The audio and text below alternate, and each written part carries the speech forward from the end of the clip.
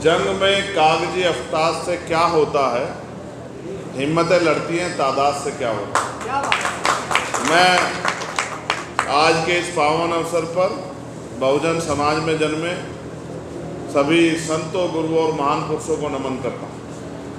और मैं कमेटी के लोगों से माफ़ी भी चाहूँगा क्योंकि मुझे वापस जाना है। अभी 6 बजे तक सेशन चल रहा है, मुझे 5:30 बजे के बाद बोलने का मौका मिलेगा। बाहर बहुत जाम है, आप विश्वास करो मैं 15 मिनट से जाम में।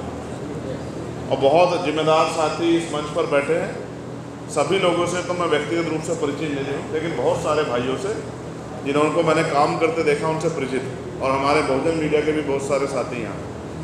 मैं बिना देखे, क्योंकि नाम ही ऐसा है राष्ट्रीय संयुक्त मोर्चा भारत, सब लोग तो भारत नहीं कहते इसे, लेकिन जो भारत कहते हैं वो इसकी अहमियत को भी समझते हैं कि ये भारत कैसे बना और इस भारत में किस किस ने हजारों साल तक क्या क्या सहा है। तो मैं आपकी भावनाओं का समर्थन करते हुए आपके पूरे आंदोलन की भूमिका और आपकी मांगों के साथ खड़ा हूँ। इस बात का मैं आपको विश्वास दिलाता हूँ। 2-3 महत्वपूर्ण चीज़ें हैं जो मुझे कहनी है, वो ये हैं जिसमें आपका पहले ही जो है विषय ये है कि भारत का संविधान एवं मानव अधिकार आरक्षण हिस्सेदारी के लिए संवैधानिक भारत राष्ट्र का नवनिर्माण करना। तो मैं इस पर बस इतना ही कहना चाहता हूँ, मैं चाहता हूँ ये हो, लेकिन इसको तैयार करने, इसको बनाने की, इस सपने को पूरा करने की शक्ति भारतीय संविधान के कारण ही लोकतांत्रिक व्यवस्था में जब तक सत्ता में हम लोग नहीं आएंगे तब तक इस तरह के भारत के निर्माण की उम्मीद करना, ये सपना तो अच्छा है लेकिन पूरा नहीं हो सकता। इस बार जब पार्लियामेंट में बजट पेश हुआ तो वो ऐसा था बजट कि जैसे किसान मजदूर रात में थक के आके सो जाता और सपने में महसूस करता है कि कोई मसीहा आएगा, कोई परिवर्तन होगा, हमारी ज़िंदगी बदल जाएगी। और रात में सपने में रहता है कि थका हुआ रहता है, डीप स्लीप होती है, गहरी नींद आती है। सुबह उठ के उसको याद आता है कि उसको काम पे जाना होता है और भारत में कुछ बदला नहीं होता है। वो वाकई उसकी स्थिति ऐसी होती है, उसको अपने बच्चों का पेट पालना होता है, फीस के लिए पैसों की ज़रूरत होती है अगर अच्छे स्कूल में पढ़ा रहा है, इलाज के लिए पैसों की ज़रूरत होती है, तमाम तरह की बुनियादी सुविधा की ज़रूरत होती है। हर बार बजट से इस देश का बहुजन समाज ऐसे ही थका गया है क्योंकि हमारा कोई भी दल इस देश की राष्ट्रीय राजनीति में मुख्य भूमिका में उस तरह नहीं आ पाया कि वो सत्ता में उस तरह स्थापित हुआ हो कि केंद्र की सत्ता उन्होंने चलाई हो। इस कारण जो है, जो होना चाहिए था देश में वो लागू नहीं हुआ। साथ साथ अन्य पिछड़ा वर्ग ओबीसी की जातीय जनगणना कर उनकी जनसंख्या अनुसार आरक्षण, तो मैं इसको इस तरह कहूँगा कि ओबीसी नहीं, सभी जातियों की जातिगत जनगणना होनी चाहिए, यानी कि जातीय गणना होनी चाहिए। किसकी कितनी संख्या है इस बात का पता लगना चाहिए और किसको इस देश में क्या मिल रहा है। मैं आपको जानकारी के तौर पे कहूँगा, इस बार बजट में 13,000 करोड़ रुपए शेड्यूल कास्ट के लोगों को और 13,000 करोड़ रुपए शेड्यूल ट्राइब के लोगों को मिला, 26,000 करोड़। और देश का मुख्य बजट क्या था? 48 लाख करोड़, 48 लाख करोड़ के लगभग जो बजट था। अगर हम इस पैसे को डिवाइड करके देखें तो 0.54 लगभग 0.5054%, यानी कि लगभग 1 रुपए का भी आधा हिस्सा, पॉइंट में 1 रुपया भी, यानी कि 1% पैसा भी सरकार ने हमें नहीं दिया। और ये सरकार सबके साथ सबके विकास की बात करती है, ये किसी के विकास की बात नहीं करती। ये चंद पूंजीपतियों की सरकार है और पूंजीपति किस तरह ताकतवर हो और गरीब और कमजोर हो जाए, रोटी के लिए मोहताज हो, इसके लिए सरकार प्रयास कर रही है। तो आपकी मांग है, मैं इस मांग का समर्थन करते हुए कहता हूँ कि जातीय जनगणना होनी चाहिए। जब जातीय गणना होगी तभी पता लगेगा किसने किसका हिस्सा खाया है।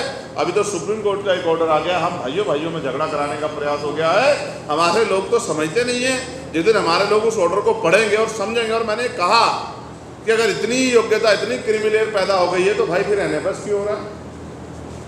फिर हमारी सीटों को सामान्य लोगों से क्यों भरा जा रहा है? तो सरकार के पास जवाब नहीं है। मैंने पूछा कितने अरबपति तैयार हो गए शेड्यूल कास्ट के लोगों में, बताओ कितने अरबपति शेड्यूल ट्राइब में पैदा हो गए?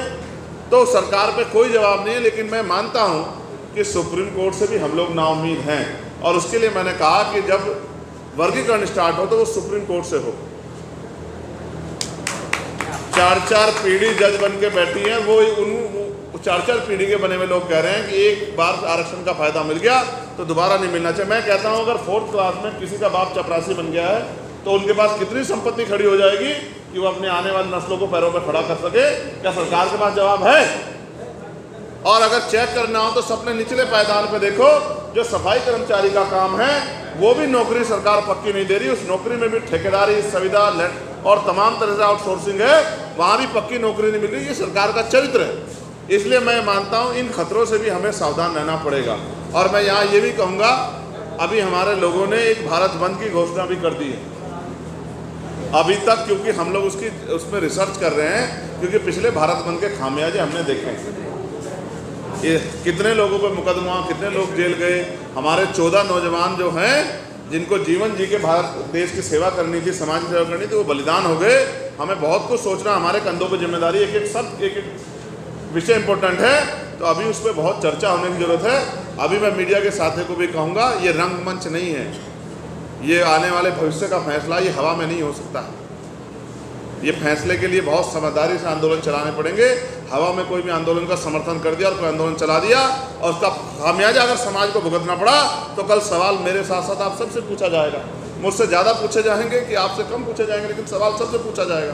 तो हमारी जिम्मेदारी है कि हम चीज़ों को पहले नोटिस करें, फिर उसकी संवेदना को समझें, उसकी स्थिति को समझें और फिर फैसले लें। अभी इस पर हम लोग 3-4 दिन में, मैंने जितने भी मेंबर ऑफ पार्लियामेंट जिस पार्टी के भी हैं जो इस बात से सहमत है, मैंने उनकी एक मीटिंग बुलाई है और हम लोग जल्द इस पर एक बड़ा निर्णय लेंगे।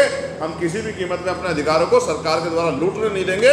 इस बात का भी मैं इस मंच के माध्यम से आपको पूर्ण विश्वास दिलाने का काम करता हूँ। साथ साथ एक मांग आपकी है कि पृथक विदर्भ सहित अन्य छोटे राज्य गठन। तो मैंने कल ही पार्लियामेंट में ये बात उठाई थी कि छोटे राज्यों का निर्माण होना चाहिए, क्योंकि बाबा साहब अम्बेडकर ने अपनी किताब में लिखा, राज्य पृथक निर्वाचन में उन्होंने लिखा है कि भाई जितना छोटा राज्य होगा उतना ही सरकार की पहुंच जो है अंतिम व्यक्ति तक होगी और उतना ही क्षेत्रों में विकास होगा। जिस प्रदेश में हम लोग रहते हैं, आप अन्य प्रदेशों से आए हो, उसकी आबादी 25 करोड़ से ज़्यादा है, 25 करोड़ से ज़्यादा। पूरे अगर हमारे उत्तर प्रदेश पे हमारा कब्जा हो जाता बहुजन समाज के लोगों का, तो 80 लोकसभा सीटें हैं हमारे बगैर दिल्ली में कोई पत्ता भी नहीं हिला पाता, लेकिन हम उसमें कामयाब नहीं हो पाए। वो एक बहुत बड़ा सूबा है। तो हमने कल उसमें भी कहा है कि समय आ गया है कि उसको भी विभाजित किया जाए, 4 हिस्सों में विभाजित किया जाए, जिससे छोटा प्रदेश बने और इधर तमाम लोगों को, उधर के लोगों को, पूर्व के लोगों को, पश्चिम के लोगों को भी, बुंदेलखंड के लोग, तमाम लोगों को जो है आगे बढ़ने का अवसर मिले, नई नौकरियां पैदा हों, सरकारी इंस्टीट्यूशन बने, लोगों की ज़मीनों की कीमत बढ़े, लोगों को ज़मीन मिले। तमाम तरह जो भूमिहीन लोग हैं, ये जो संपत्ति, जो भूमि जो लूट कर रखी है भूमाफियाओं ने, ये इनसे छीन के, काशीराम साहब ने कहा तो जो ज़मीन सरकारी हमारी उनको बांटी जाए। और भी कई सारे आपके विषय हैं, चाहे बेरोजगारी भत्ते का हो या रोजगार की गारंटी हो या किसानों के लिए MSP गारंटी हो, इन सब विषयों पर मैं आप देख रहे होंगे लगातार पार्लियामेंट में अपनी बात को मुखर कर रहा हूं। और कई जगह मैंने एक बिल भी पेश किया है, मैं आपको भी जानकारी देना चाहता हूं। मैं समझता था बहुत दिन पहले, 1.5 साल पहले मैंने मांग की थी, क्योंकि मैं समझता हूं कि हम अपने लोगों के प्रति ज़्यादा उत्तरदायी हैं और क्योंकि हमने उनकी ज़िंदगी जी है तो हमें ज़्यादा दर्द है अपने लोगों के लिए। हम इस बात को समझते। 1.5 साल पहले मैंने गोरखपुर में PC करके कहा था कि भाई मैं समझता हूं कि कुछ जातियों को अवसर उस तरह नहीं मिले, क्योंकि उनकी आर्थिक स्थिति भी और उनको शैक्षिक स्तर पे भी बहुत सारे अवसर नहीं मिल रहे, क्योंकि सरकार ने स्कूल इस तरह के नहीं खोले। तो मैंने मांग की थी कि शेड्यूल कास्ट के लोगों को आपने 15% रिजर्वेशन दिया, जो कि अभी तक पूरा नहीं हुआ। लेकिन अगर आप चाहते, सरकार चाहते हर व्यक्ति आगे बढ़े, तो अलग से 5% आरक्षण की व्यवस्था EWS में, जैसे आपने 10% की व्यवस्था कराई बिना आंकड़े जुटाए, और ये मान के कि सामान्य जाति के लोग, उनके रिप्रेजेंटेशन का मैं अपने मत से जो है आपने दे दिया, तो 5%, 15% से अतिरिक्त 5% आरक्षण की व्यवस्था उन जातियों के लिए कराई जाए। लेकिन हमारी मांग को नहीं सुना गया। इसका मतलब सरकार सुनना ही नहीं चाहती और करना तो बहुत दूर की बात है। ऐसे ही मैंने मोस्ट बैकवर्ड की जातियों के लिए भी मांग की थी कि 27% मिल रहा है, 15% उन जातियों को तो जिनको अवसर नहीं मिला, जिनका एक भी IAS IPS वकील जज नहीं बना है, उनको भी मौका मिलना चाहिए। लेकिन हमें किसी भी फैसले के साथ सरकार की नीयत को देखना पड़ेगा कि सरकार की नीयत क्या, कोर्ट की नीयत क्या। आप बताओ जितने लोग यहाँ बैठे, क्या कभी सुप्रीम कोर्ट, हाई कोर्ट ने हमारे बारे में ईमानदारी से सोचा है? अगर सोचा होता तो इस देश में इतना बैकलॉग कैसे होता? सोचा होता तो इस देश में कास्ट इक्वालिटी कैसे होती? सोचा होता तो इस देश में NCRB का डाटा कहता है कि लाखों लोगों में महिलाओं पर रेप हत्या होती है, ये क्यों होती है? और सोचा होता तो सुप्रीम कोर्ट मुझे जवाब दे कि लक्ष्मणपुर बात हत्याकांड जो है, जिसमें 50 लोगों की जान ली गई और डिस्ट्रिक्ट कोर्ट ने उम्र कैद कर दी थी और हाई कोर्ट ने उन सब लोगों को बाइज्जत बरी कर दिया, तो ये सुप्रीम कोर्ट कहाँ मर गया था? इन्हें संज्ञान क्यों नहीं लिया? हमारे 50 लोगों की जिंदगी कोई मायने नहीं रखती है क्या? इन्होंने 50 लोगों को न्याय दिलाने का काम क्यों नहीं किया? हमें समझ आता है कि क्योंकि वहाँ क्लोजन सिस्टम है और वहाँ आरक्षण व्यवस्था नहीं है, इस वजह से वहाँ schedule caste, schedule tribe, backward के लोगों का रिप्रेजेंटेशन नहीं है। इस वजह से वो वहाँ से सारे फैसले आरक्षण को लेकर कभी भी आया वो हमारे खिलाफ ही आया, हमेशा हमारे खिलाफ आया। चाहे रिजर्वेशन की प्रमोशन का मामला हो या कोई भी आप आरक्षण पे देखो, जैसे मंडल कमीशन तब ला रहे तभी वो कहने लगे थे कि भाई शेड्यूल कास्ट के लोगों को भी जो क्रिमिनल हो जाना चाहिए।